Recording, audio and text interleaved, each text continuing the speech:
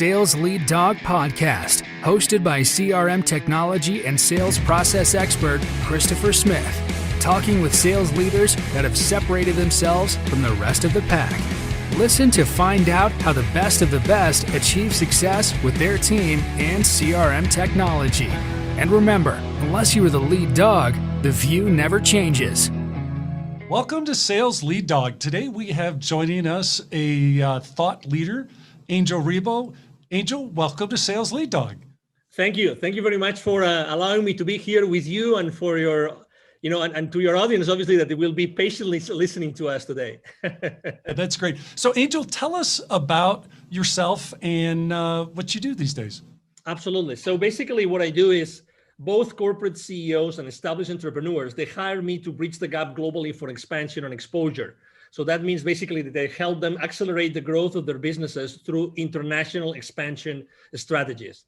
The reason why I do that is because I originally was born in Barcelona in Spain. I started an international career because I learned English and French and then Portuguese. And then, I decided to go international and fast forward, I had, helped more than, 1,500 companies and their C-level executives making certain, purchasing decisions. And also then, I was working literally in more than 30 countries doing that. So, eventually for almost 5 years ago, I decided to go from the corporate world to have my own business. And that's how I ended up doing what I do. Besides that, actually, something that played a key role for me to do that was that I decided also to start my own charity. It's called Wisdom for Kids. And we help underprivileged kids in Latin America become entrepreneurs using their local resources. I'm very strong on LinkedIn, so you will find me on LinkedIn over there. I'm an influencer there and very active, always sharing both personal and professional stories. And many of them are sales-related stories. So I'm so excited to be here, Chris. Thank you. Yeah, no, we're excited to have you. And I love what you're doing as an entrepreneur. Anything that facilitates entrepreneurs, especially I love it with kids. That's awesome. Thank you. Yeah. So tell us about your I'm going to start with your switch to being an entrepreneur. That's a big shift to make. What was that like for you? Yes, it was obviously when you look back, right?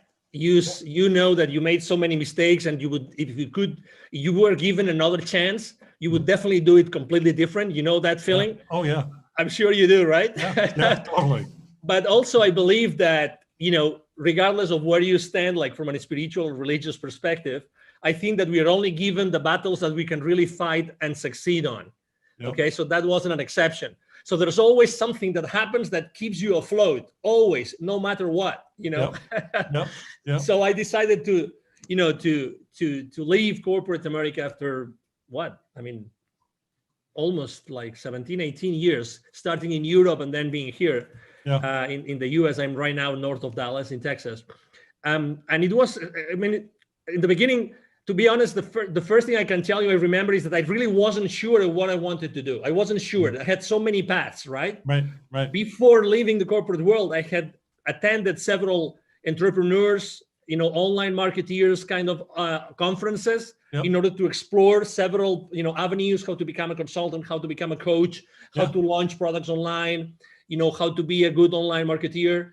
And on top of that, also, I would say that I never really reflected on everything that I had done before. Right. So I was full of doubts with a lot of different possibilities in front of me. And it took to me a while to say, okay, so this is what I'm going to do, and I'm going to do it this way. I'm going to go down that path only. Yep. So that's what I remember. But, definitely, probably the same as you. If I can learn anybody not to make the same mistakes, yep. There I go. Oh, yeah. So what was that like transitioning where you're selling for other people? Now you're selling for yourself. Yeah. So number one is making sure that the imposter syndrome was not affecting me, right? Yeah. I remember that it wasn't until I literally sat down.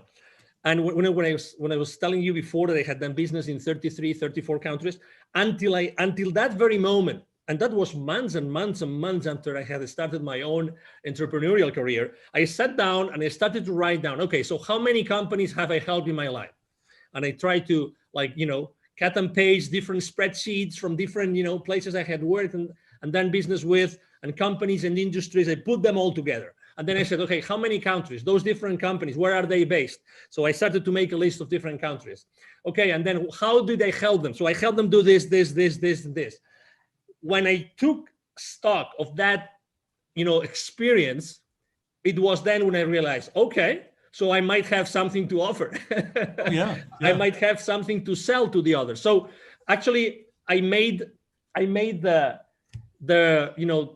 decision. I made the decision of, I'm going to be extremely active on LinkedIn. Okay, so that was my first decision. So I haven't really used networking online before. Right. I was using it like reactively. Now I'm going to be proactive, and I'm going to make LinkedIn the place where I'm going to conduct all my sales. Before, I don't remember selling a single thing. Nothing since the 90s, where I don't remember when LinkedIn was founded, but until 2016, when I decided to set up my own company. Yep. So that was the first thing. So I started to see, okay, so I'm going to do this. How do I create an audience? And then I started to learn how to do business on LinkedIn, how to reach out to people. I made so many mistakes. I mean, crazy things. Crazy things. It really, obviously there were people blocking me, and you name it. Trying to reach out the wrong way, and trying to be artificial, trying not to be me, to be honest, because I was in this. If I had to describe it, in some sort of quicksand, that you know what you do, but you really don't, and then you one step forward and two steps backwards, all the time. And then obviously after starting like doing some marketing, and then having the conversations, right? And how am I going to prepare my own proposals, and what are my own proposals going to look like? And I have to say, probably one of the mistakes I made was also that I didn't reach out to the people that could have supported me, people that I could have partnered up with. Oh, what a big mistake, Right. Definitely. That was a big mistake. But, I'm alive. I still have a family. I still have a home. I still have a couple of cars. I still go on holiday and I vacation from time to time. So it's not that bad, Chris. Oh, yeah. Yeah.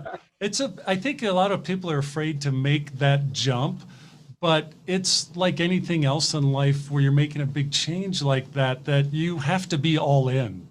You have to be committed to it, and you have to be committed to success, which, for being a sales leader, for our listeners, they might not want to be an entrepreneur, but hey, that's like, hey, I want to make that transition into sales leadership, or maybe I want to go for that position at another firm that might be a much bigger role than I have today. What should they take from the lessons you've learned to motivate them to make that leap? Well, number one, whatever the route is that they pick is good. Okay, it's okay. So because we tend to be so hard on ourselves, oh my God. Okay, so whatever the decision you take is going to be the right one for you. Okay, so that's number one. Number two, if you decide to make that leap, that change, then I would say, just as you said, there's a mantra I use with all my clients all the time, which is take imperfect action now. Take imperfect action now. That's my favorite one. Yep. So I would say, there's no perfect path to where you want to go. Right. But the reality is that the sooner you make certain mistakes, the sooner you're going to get there. Oh, yeah. Yeah.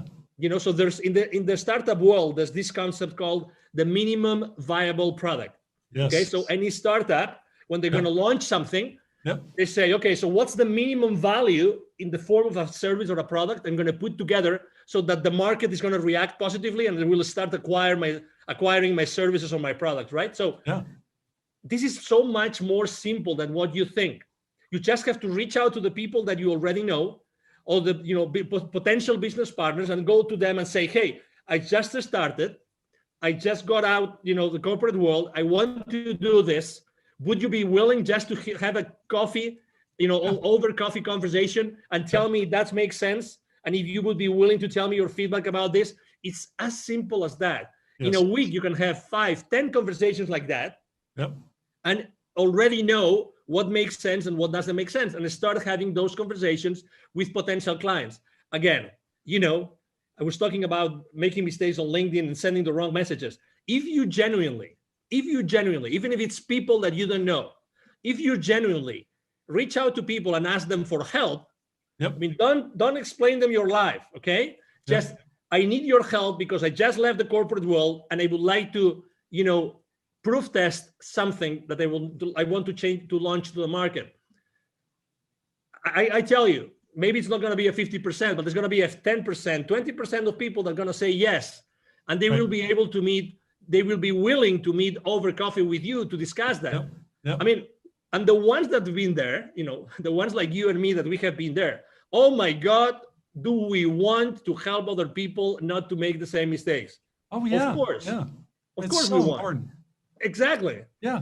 Exactly. So, I think that's the most important thing. And again, you don't have to wait. I remember that one of my excuses was, we look for so many excuses. As soon as I left the corporate world, my company held me and put me, they gave me a very nice package and everything. Yep. And they gave me an outplacement company to work with, right? To find another job. Right. I remember being the only one, very high level executives on the same meeting, blah, blah, blah. I was the only one in the entire room that wanted to be an entrepreneur. Right. The only one, every single meeting. So I would have a meeting, 1 or 2 meetings per week with them, with other executives looking for a position. Yep. I was the only one that wanted to be an entrepreneur. The rest wanted to have another job, another gig, or another company, which is good. Again, it's good. It's perfect. And again, there's nothing wrong. But the sooner you start going down that path, yes, the better for you. Yes. Because you need reinforcement, and you need reinforcement, and you need to learn lessons. Nobody will learn their lessons. You need to be yourself in front of the reality that you're going to be, acting on. And the new reality is you before other companies that want or might want what you are going to offer to them. Yeah. And I liked your advice to work your network, seek out help, ask for help from people in your network to say, hey, I'm thinking about making this transition, be it, maybe it's a new job, maybe it's not to be an entrepreneur, but there's still a lot of people that have done the same thing already that, that are say, hey, whatever you do, don't do this. I did that. And it was a dismal failure, try this instead. It's you can't buy that kind of help. Exactly. And also something else that I didn't mention, but something that would have helped me a lot is probably to ask for help, even to pay someone to coach me in that process. Yes. There's coaches out there. There's people that have done this. There's people that help you get from a position at the corporate towards becoming a successful entrepreneur. There's people doing that. Oh my God, I wish I had taken the decision. I had made the decision of having someone hire someone to do that for me. Honestly, the only resource which is scarce in our lives is time. That's the only one. It's time. We will always get money and anything else, but time goes by. So start asking for help. Hire someone that can help you bridge that gap. Bridge that gap to the first dollar, to the first purchase order. Have someone help you get there. And maybe the only piece of advice of who to hire. There's literally thousands of coaches out there that can help you do that, but look for someone that's made a lot of mistakes. Yeah, that's great. So when you're working with your clients, is there a common struggle or pain point that they have that hold them back from success? Yes. It's definitely, they don't feel comfortable selling. They know they have a value proposition. Some of them have a solution and there's a problem that exists. Others have a solution, but maybe the problem doesn't exist or it's not big enough. But it doesn't matter. That's why we are there to talk and we're there to discuss and how to make that value proposition really viable in the market. But still, I think that that's the most important thing, to make sure that I help them do something that they're just feeling comfortable. Not everybody feels comfortable asking for the purchase order. And needless to say, not everybody knows how to go to the market, which is another thing, right? That's why I always say it's expansion and exposure. expansion and exposure. So expansion is developing business, but exposure means what are all those marketing tools, strategies, and tactics that are going to help you to get to that place, to get to these people that might hire you or buy your products. And that's what they have in common. Let me add something to this, if I may, Chris, which is obviously every time we talk right now, when I'm having this conversation with you, I'm attracting a specific kind of person, right? I'm attracting a specific kind of entrepreneur, a specific kind of C-level executive. I don't attract everybody. And that's okay. I know what I'm saying, and I'm being me, and I know that I'm going to attract certain persona or a certain avatar, and that's okay. The world is full of people that need my services, and it's the same with you, and it's the same with you, Chris, and it's the same with everybody that wants to go from corporate to becoming an entrepreneur. We are unique in our lives, we are unique in our experiences, and we are unique in the way that we can deliver that value to our potential clients. That's why we'll never, that's a conversation you've had probably hundreds, if not thousands of times. I remember when I was training my sales force, the new sales reps would come to me and say, hey, okay, so where am I going to find leads? Oh, that's an interesting conversation. So, we would tell them, okay, so this is the source of leads, and I'm sure that your sales VP or your sales manager is going to give you a whole bunch of leads, and then there will always be someone in that sales training, someone raising their hands and saying, and what if I finish my list of leads and nobody has wanted to give me an appointment? I said, okay, that's interesting. I'm gonna do that myself. I'm gonna expose myself with you in front of the rest of the class, right? So if you ever finish all your lists of leads, I commit to you that I will be sitting down with you for an entire day, and we will both look for additional leads or list of leads online or in any other institutions that could provide you with potential clients of your business.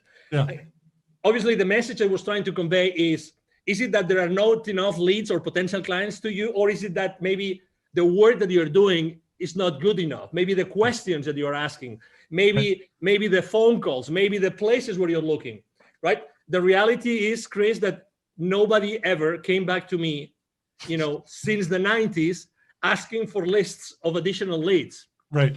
Nobody. So at the end of the day, obviously, we all have to learn somewhere, and we all have to start, with inside sales or whatever, telemarketer, marketing, or whatever that is. What's your craziest sales story from your career? Well, there's plenty, but I have to say the one that I will never forget. So this is the deal, okay? So this is a multinational company. They're all over the world. What they do is they do electric motors. Okay, like all sizes. They're huge. Okay, they are originally from Brazil. Okay, and they were basically opening a huge. No, they had just acquired a new massive manufacturing plant in a specific place in Mexico. Okay, so the headquarters were using a specific technology, right? Which was actually the technology that I was representing. Okay, so I was covering the entire territory at that time, and I said, okay, wonderful. So we're just going to just acquire this company, so it's going to be an easy sale, right? So they just acquired this additional company here in Mexico. In Brazil, the standard technology is our technology, so it's going to be a piece of cake. Right. It's going to be a piece of cake, right? It's, they already know the advantages, blah, blah, blah, everything. All right. To make things worse, I'm originally from Spain. As I said before, I was in Mexico, and I was doing that. That wasn't a direct sale from me. So I was doing that indirectly through one of my business partners. Okay. One of my channel partners, to say it properly. All right. So I said, just go there, do all the groundwork, and then whenever you need me to, for the final stages of the negotiation, I show up. What was even worse was that the CEO and general manager of that company in Mexico, he was also from Spain. So I said, oh my God, we will be able to talk about soccer, and we will be able to have a nice meal together. And we will, so you name it. when you already have this image in your brain. Yeah. It's lining up. Everything's lining up. Exactly. Yeah. What are the chances of this Brazilian company buying a company in Mexico, and the CEO and GM, he is a Spaniard, right? Yeah. Okay, so we start the sales process, blah blah blah, and then I start receiving symptoms, right? I mean, hey, there's a strong team. They had something like a 35, 40 engineering team, and those were each one represented X thousands of dollars of that particular proposal, right? Yep. So, but suddenly from, the sales director of that channel partner of mine, hey, there's a strong group which are using a completely different technology. These guys have never used our technology. They use another one, and they're very strong, and they really believe it's much more important, right? So I have to say that unfortunately we took shortcuts. We didn't analyze the decision process properly. We didn't analyze the decision criteria properly. We didn't have enough conversations with the economic buyer, with the CEO, with the GM. So we took so many shortcuts that we ended up losing the deal. Oh my. And it was several hundreds of thousands of dollars. Yeah. Several hundreds of thousands. So I will never forget the name of that company. Obviously, I'm trying to be extremely respectful and don't disclose the name of the company. But I have to tell you something. With the director of sales of that channel partner, we became friends because we were badly defeated. And obviously, all the company knew about that deal. When that deal has so much visibility inside the company that everybody's expecting us to win it. Yeah. So we had to go back and say, we lost it. What? We lost it. Yeah, we lost the deal. Well, to recover that account, it took to us 4 or 5 more years. Wow. 4 or 5 more years to get it back, to have, to perform, enough proofs of concept there, and to make sure that we were doing the right benchmarks of technology against technology, blah, blah, blah. And I guarantee you, we never took any other shortcut. We didn't take any other chances in any other deal. I tell you that. Oh, I bet. Dealing with rejection is a big part of sales, and being a sales leader and modeling that, how you handle rejection. I think it's important for a sales leader to model that for their team.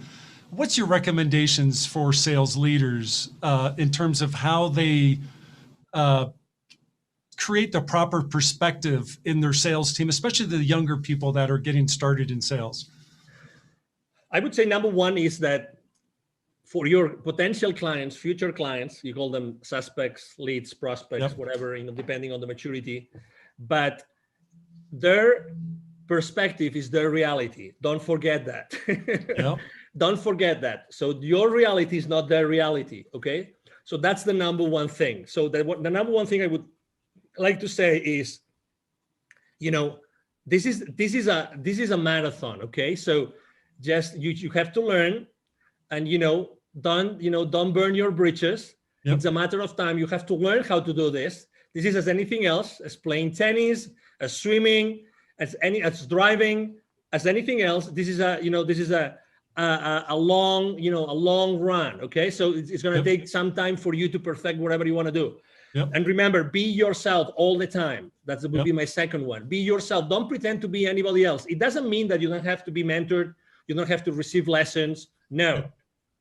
Okay, but be yourself, because if you're not yourself, you're going to be, sidetracked, whatever that is, and you're going to feel saying, I should have done what my gut feel was telling me. Okay, so just be there. And the third thing is always have the tough conversations. Don't hold anything to you.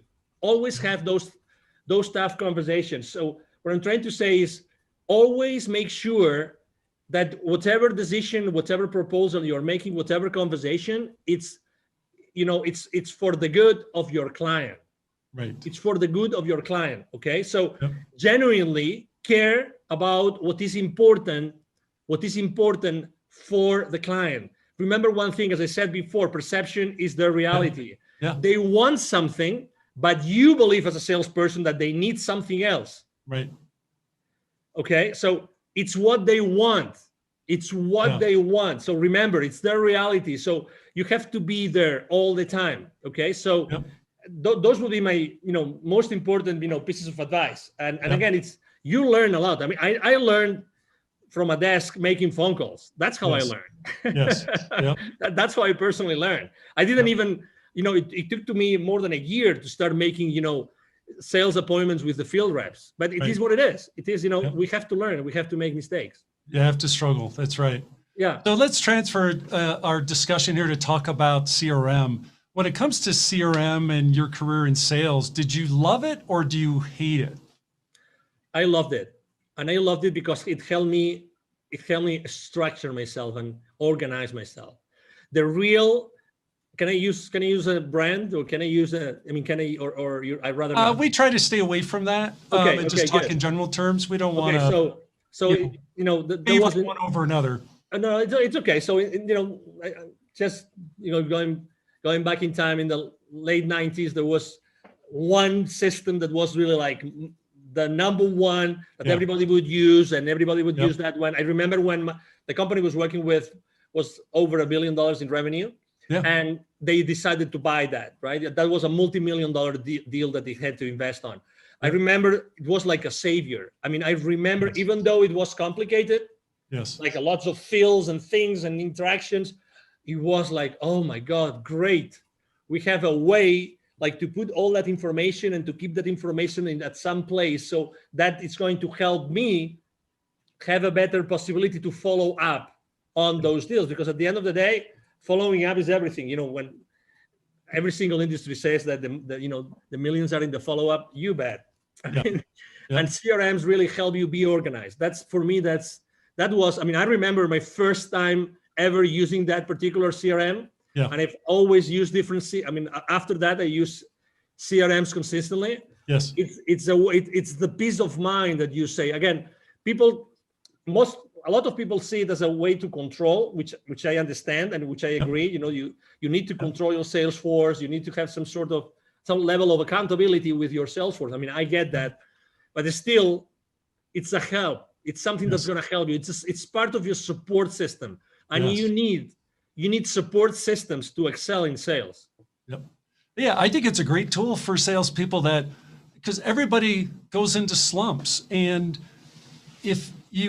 when that happens, the sales leader can use the information in CRM to say, hey, look, I see you're doing this here. Have you thought about maybe trying this?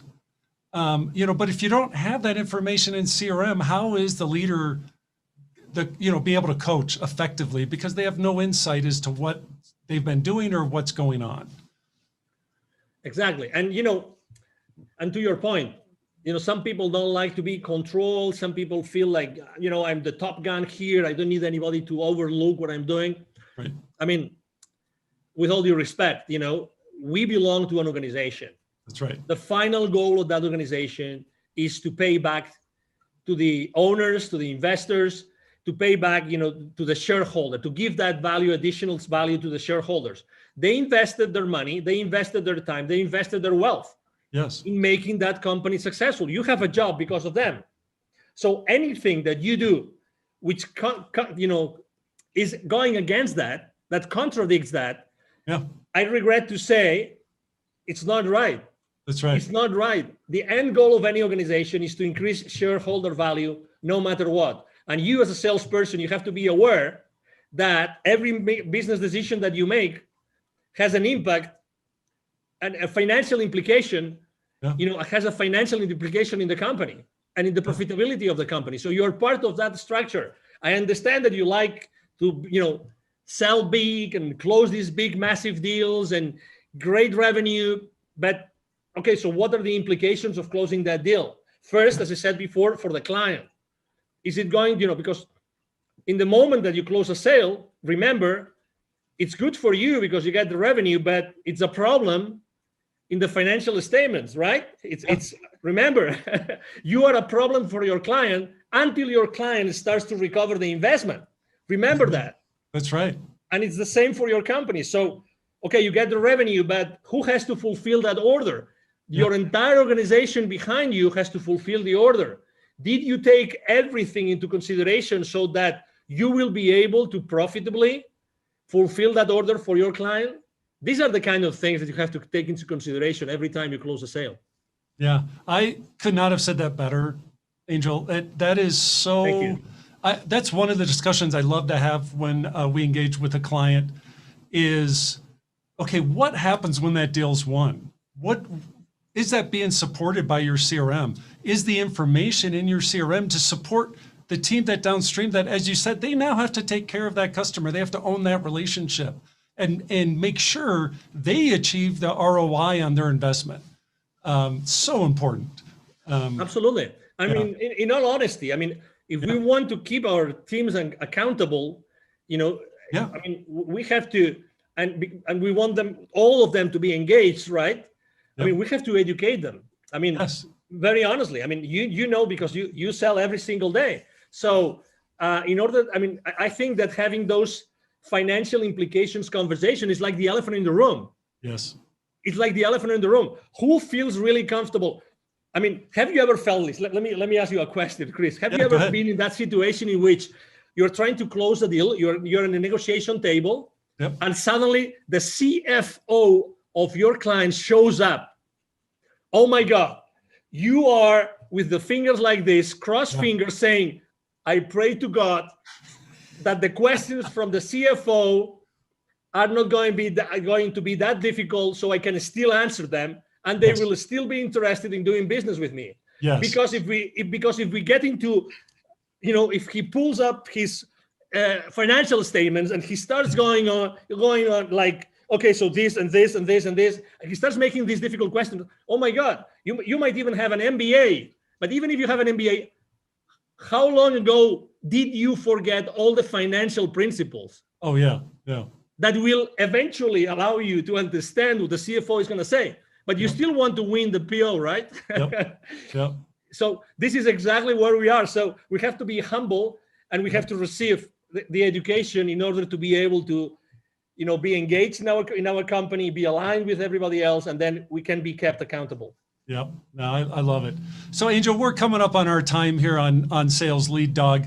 If people want to connect with you, what's the best way for them to reach out and connect? Thank you. The best way for them to connect with me is definitely to go and send me an email. It's very simple, like my name. It's Angel, Angel, at angelribo.com. It's ANGL again, RIB as in boy O, RIB as in boy B as in boy O.com. So it's Angel at angelribo.com. I'm very active on LinkedIn, very, very active. So you can, reach out to me, Angel Ribo. My brand is the CEO Confidant, So you can go to LinkedIn. You will find me there easily. Yep. Either my team or myself are going to answer your questions, your emails, your messages on LinkedIn. We are very, very proactive in engaging with everybody. Yep. And it will be a pleasure, obviously, to serve you.